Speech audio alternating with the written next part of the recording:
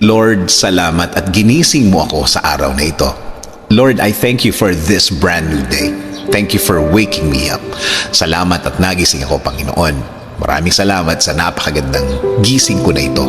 Tatanggapin ko po ito as another form of blessing.